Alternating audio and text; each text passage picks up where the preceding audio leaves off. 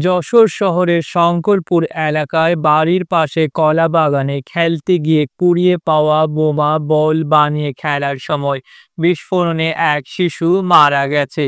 আহত হয়েছে আরেক শিশু। তারা সম্পর্কে ভাই বোন। সোমবার ১৯ মে সকালে বোমার বিস্ফোরণ ঘটে। শিশুটি মারা যায় দুপুরের দিকে। নিহত শিশুটির নাম খাদিজাতুল কোবরা, বয়স ৫।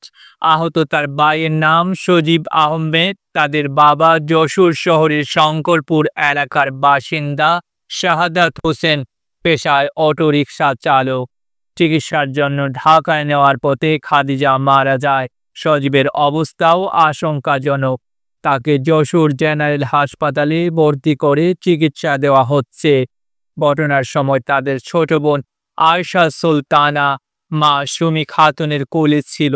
খবর পেয়ে দৌড়ে যাওয়ার সময় পড়ে গিয়ে আহত হয় ৩ বছর বয়সী আয়েশাও।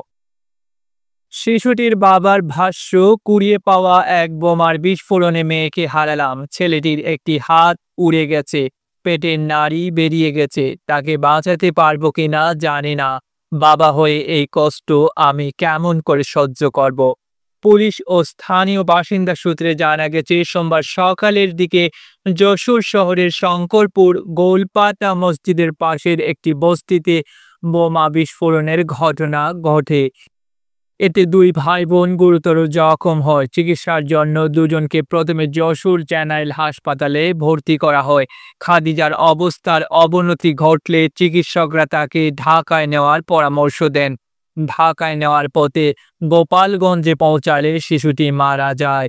যশোর জেনারেল হাসপাতালের সার্জারি বিভাগের চিকিৎসক শরীফুল ইসলাম বলেন, বিস্ফোরিত বোমার আঘাতে খাদিজার পেটের নাড়ি ভুঁড়ি ছিন্ন ভিন্ন হয়ে যায় এবং সজীবের একটি হাত মারাত্মকভাবে ক্ষতিগ্রস্ত হয়, সেটি কেটে ফেলতে হয়েছে।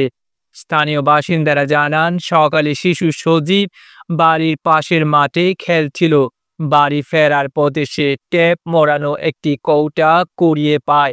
সেটি তুলে বাসায় নিয়ে বোন খাদিজার সঙ্গে বল হিসেবে খেলছিল সজীব। এ সময় এটি বিস্ফোরিত হয়। এদিকে বোমা বিস্ফোরণের খবর পেয়ে ঘটনাস্থলে যান পুলিশ ও সেনাবাহিনীর সদস্যরা। যশোর কোতোয়ালি থানার পরিদর্শক তদন্তকারী বাবুল হোসেন বলেন, বোমার বিস্ফোরণে ২ শিশু গুরুতর আহত হয়। পরে এক শিশুর মৃত্যু হয়েছে। বোমাটি কোথা থেকে এলো তা তদন্ত করে দেখা হচ্ছে। ডেস্ক রিপোর্ট, আধুনিক কাগজ।